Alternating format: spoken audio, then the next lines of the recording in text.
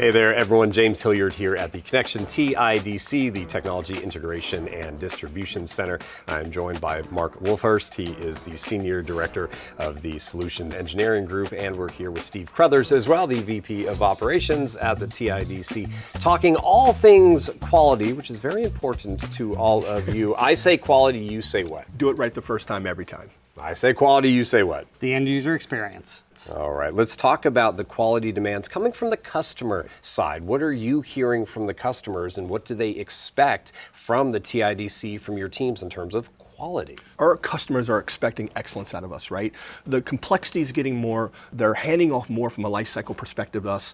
They want to make sure that quality is embedded in our operations, right? And that starts with the governance of, for instance, ISO certification. We're an ISO shop. Full facility. Okay. Customers love that. That's third-party credibility, that we have quality standards built into our platform. Let's talk about the employees a little bit. What is it about them that you feel so confident that they can provide ultimately to the devices and the hardware the right quality out there? Yeah, I mean, when you look at quality, it starts with people, right?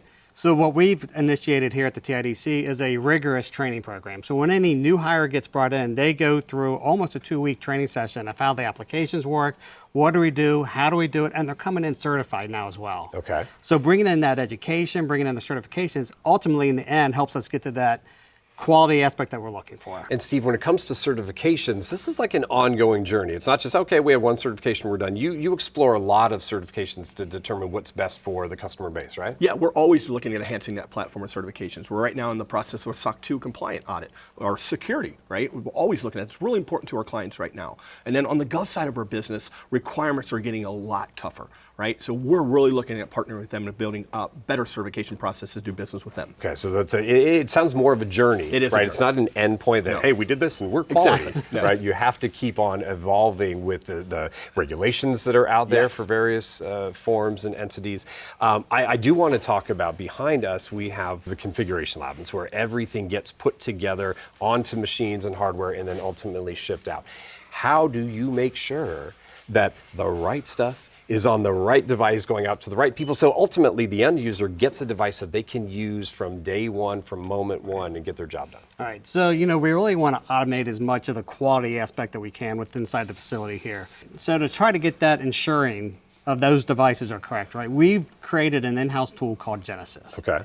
Genesis is a non-intrusive scanning app that runs on all Windows devices. Mm-hmm. And what it does, it's a simple concept. You have a parent device where we capture what that parent should look like, so that every child that goes back onto our benches that you see behind us is compared back to that parent to ensure that it's correct, from BIOSes, firmware, hardware levels, memory, RAM, hard drive spaces. So it's ensuring that that is correct when we do those on the bench, so that we send those to the end user the first time correct. You run these devices through Genesis, Windows machines, they're like, everything's good. What does your technician see to know that, okay, these can now go in a box and go out? All right, so 2 things happen when Genesis runs. It's either going to pass or fail. Okay.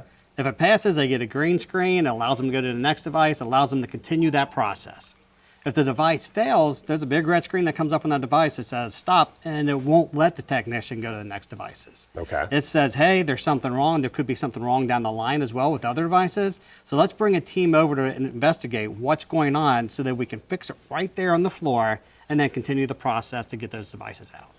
Steve, let's talk about quality moving forward. How are you planning to continue to enhance that? Great question, James. There's a lot of things we're doing. Quality it's a journey that we talked about earlier, right? We are partnering right now and looking at AI technology into our platform. Okay. How do we use AI to really start monitoring and managing our production operation to make sure we're doing things right the first time on the bench?